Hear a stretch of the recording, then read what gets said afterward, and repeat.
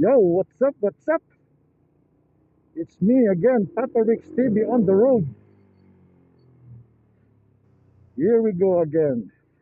So, nandito na naman tayo sa ating favorite hangout.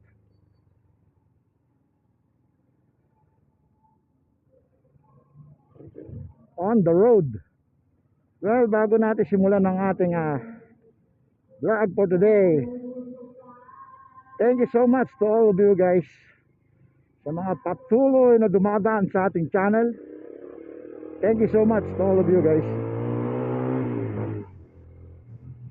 At syempre sa mga baguhang mapapadaan o mapapabisita sa ating channel, thank you so much na rin sa inyong lahat. Yan, no? At syempre, big shoutout sa Gapugulong, no? Maraming salamat sa kanyang hospitality sa ating pagbisita sa kanyang shop. So, big shoutout sa may-ari, no? Ng Gapugulong. So, yan, no? To the beast. Syempre, ganado magbababangking ngayon si Papa Rick's TV kasi bago ang gulong. Banking, konti lang. So, yun, no? Kasi yung ating tire sa likod na nakakuha natin sa tropa, so talagang bitak-bitak na rin, tapos may mga tama na, no? So nararamdaman ko na medyo alon-alon na pag tumatakbo. Kumbaga hindi na pantay yung bilog ng gulong. So mahirap pag ganun, no? Minsan pag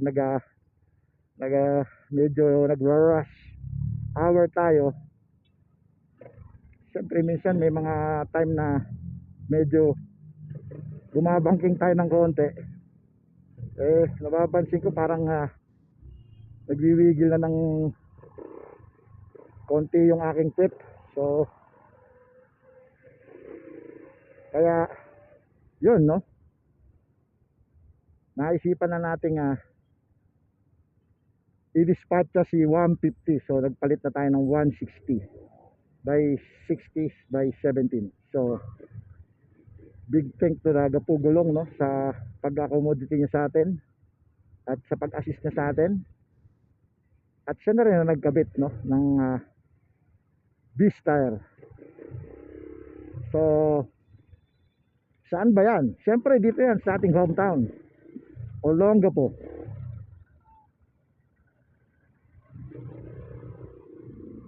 Olongapo. Sa may Ilicani Street yung shop nila, no. So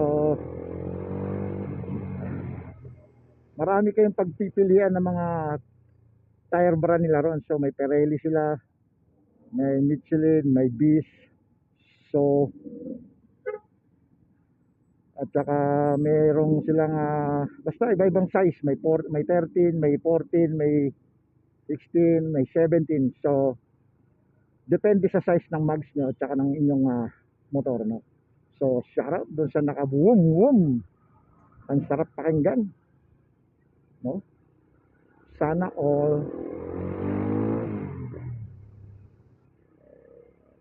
Ang init ng tangke ko. Bilad na bilad kasi kanina sa init. Hanggang ngayon ramdam ko pa rin. Iba talaga yung init. Ang tagal niyang mag cool down. So yun, no. Dahil kagagaling nga lang natin ng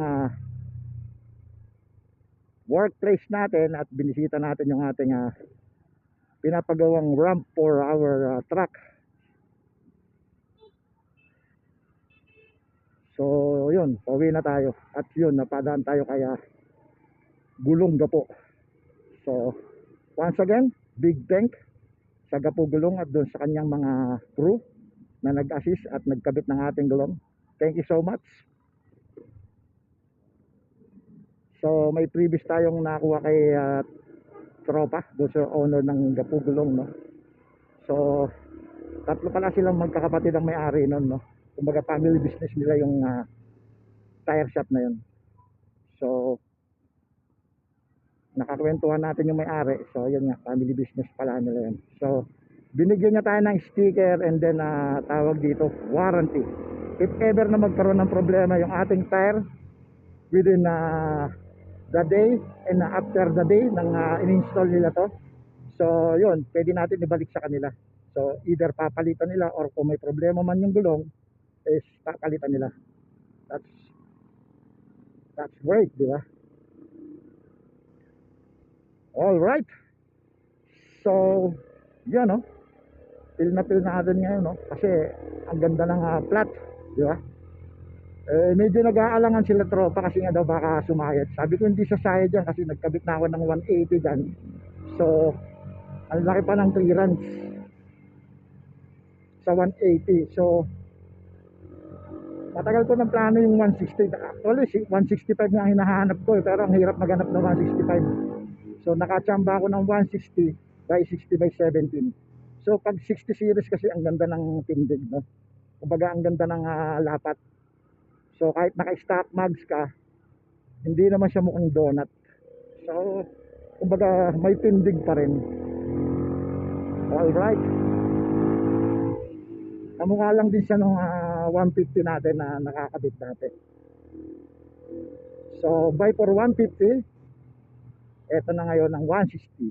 Yan, no? Woo! So today guys, na pauwi na tayo. Kumbaga wala lang, nag-thank you lang tayo doon sa nagano ng install ng gulong sa atin kay Gapu Gulong, no? At saka doon sa owner at saka sa kanyang crew. So one day, no, bibisita tayo ron para magkabit ng ating sticker na bago kasi yung kinabit nating sticker is old. So hindi na mabuksan, parang ayaw nang ibigay ulit ni Meta. Hindi ko alam kung bakit. So kaya tayo. So hindi pa natin kasi maharap ngayon kasi nga medyo ang dami nating inaasikaso. So one day sisingit natin kahit na so busy. Magpapagawa tayo ng new sticker, no? Kasi meron na tayo New Jersey. So kinakailangan natin magpagawa ng new sticker. Yan, no? Yeah, soon yan, soon.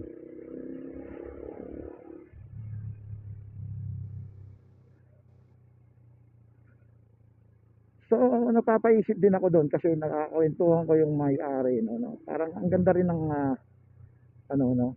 Talagang iba talaga pag may business ka. Kumbaga chill ka na lang, no? So tama naman yung sinasabi ng iba. Hindi mo kinakailangan mamuhunan ng malaki or mag-start ng puhunan ng malaki. Ang importante doon, sinimulan mo at may plano ka. Kung ano yung hawak mong pera na kaya ng budget mo, simulan mo na. So narinig ko yun kay Parak Clothing. Shout out kay Idol Parak Clothing. So nakuha ko sa kanya yung motivation na yun. So ang ganda ng sinabi niya, di ba?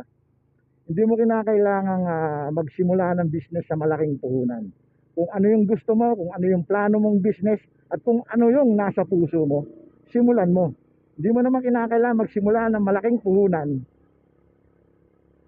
kung yun lang naman talaga ang kaya ng bulsa mo. So tama talaga. So yun, nagkaroon tayo ng parang guide opportunity. So doon tayo magbe-base sa kanyang sinabi. Doon tayo nakakuha ng motivation kay Parak Clothing. Shout out Beke ni man, Idol Parak Clothing. Yun, no?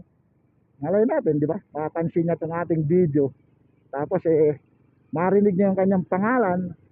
Shout out Boss Idol Parak Clothing. Hindi natin yung masabi, di ba? What if, di ba? Malay lang natin. It doesn't matter, di ba? Alright. So tuwing hapon na lang traffic dito sa lugar na to because of dahil sa ginagawang kalsada, road repair.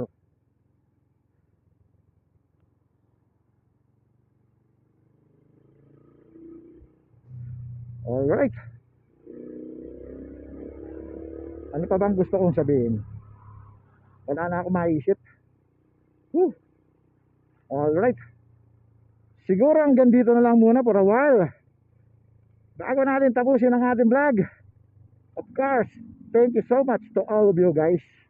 Sa mga patuloy na sumusuporta, sa mga patuloy na nagla-like, nag-heart sa ating mga posts. Thank you so much to all of you.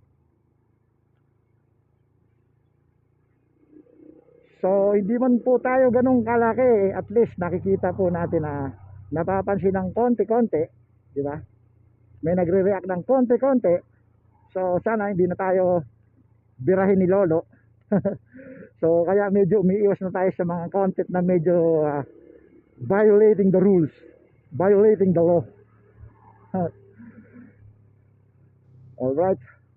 So, for now, Papa Rich TV.